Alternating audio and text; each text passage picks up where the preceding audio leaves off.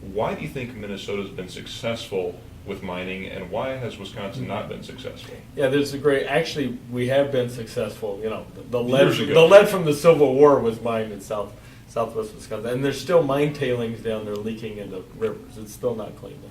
But Minnesota, and I talked to the engineer, the U.S. Steel engineer that actually did the mine plan for the Gogebic site in the 50s, and he said basically there's two problems.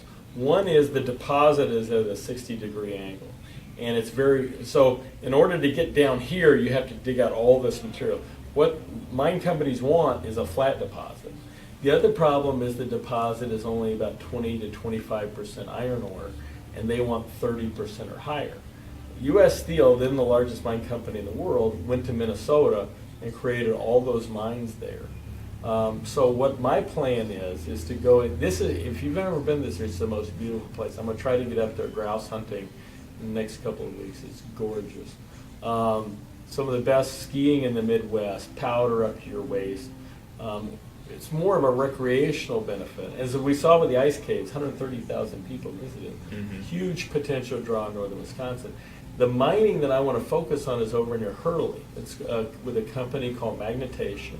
A couple of guys from Milwaukee created this process that takes tailings, grinds them up, and pulls the iron out of that. And the tailings in near Hurley, there's millions of tons over there literally laying on the ground.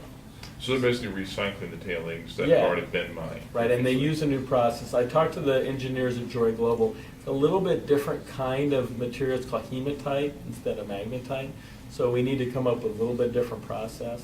But I'd like to put Wisconsin companies to work, and then you get the environmental restoration of the area, and most of the miners are near Hurley. I mean, that's where they won't have to drive all that way to Mellon, you know. So Yeah.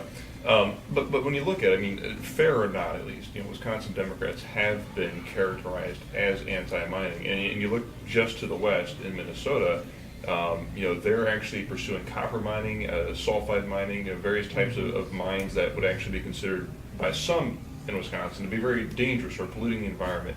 So is it that Minnesota has figured out a way to regulate it, or Minnesota Democrats in the pockets of some of the mining companies? What's the difference between a Minnesota Democrat and a Wisconsin Democrat on mining? I would just say, and again, Governor Thompson signed the acid mining banning bill that my predecessor, Spencer Black. So that was a bipartisan effort.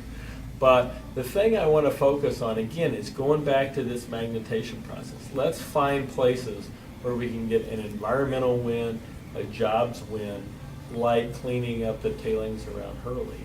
On the UP, cleaning out and restoring the White Pine Mine.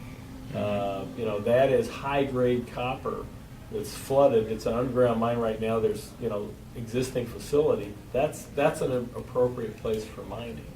But we don't have, and in frac sand mining, I don't know if you've been in western Wisconsin, that is just tearing up roads and communities, and you'll see, sand mines right on top of dairy farms. It's definitely mushroomed. I mean, certainly Right. since even when Governor Walker took office, there was several mines that were out there, but it's mushroomed over 100 facilities now by the time you count railheads, mine pits, Right, processing 140 facilities. But what I want to do there is put a $1 per ton fee on the frac sand to pay for the 8 additional DNR staff the DNR says they need, because right now 4 out of 5 of the facilities aren't being monitored, haven't been visited by the